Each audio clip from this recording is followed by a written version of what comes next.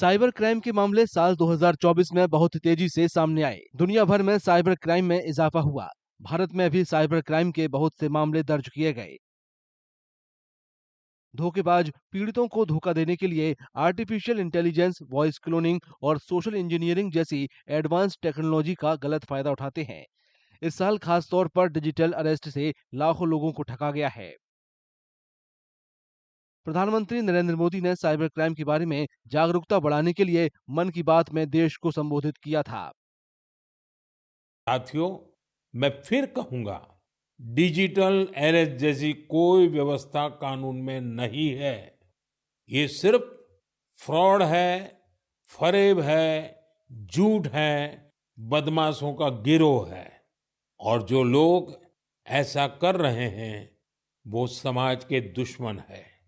Digital arrest के नाम पर जो फरेब चल रहा है उससे निपटने के लिए तमाम जांच एजेंसियां राज्य सरकारों के साथ मिलकर काम कर रही है। सबसे खतरनाक मामलों में से एक एआई वॉइस क्लोनिंग घोटाला था, जहां धोखेबाज पीड़ितों के परिवार के सदस्यों या दोस्तों की आवाज की नकल करने के लिए एआई तकनीक का गलत इस्तेमाल करते हैं। डिजिटल अरेस्ट में फंसे लोगों को जल्दी से जल्दी मनी ट्रांसफर करने के लिए मजबूर किया जाता है।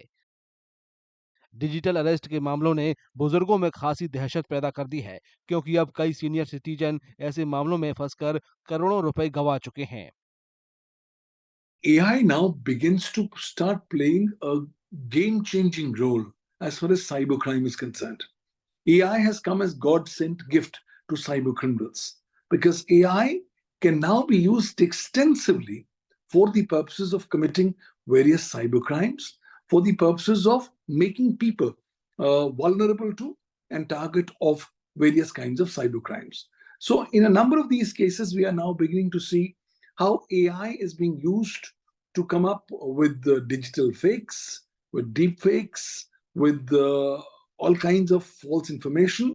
2024 के पहले 9 महीनों के दौरान साइबर क्राइम की वजह से 11,333 करोड़ रुपए की धोखाधड़ी के मामले दर्ज हुए। भारतीय रिजर्व बैंक ने डिजिटल अरेस्ट के जोखिमों से निपटने और वित्तीय प्रणालियों की सुरक्षा के लिए मजबूत साइबर सुरक्षा उपायों, लेन-देन की निगरानी और कानून प्रवर्तन एजेंसियों के एक साथ मिलकर काम करने पर जोर दिया है। Right. These are the, I would say, some of the byproducts or some of the ills that come with the progress. These are expected. Some of it is expected. But I think if we consciously start addressing those things, which have started happening, while digital has made lives easier for people, a lot more cyber crimes have increased also, I think, and common man gets affected by that as well. So these are some of the undesired results of that technology. So I think the only answer to this is we have to make people more aware. We have to have more solution, more technology to prevent that also.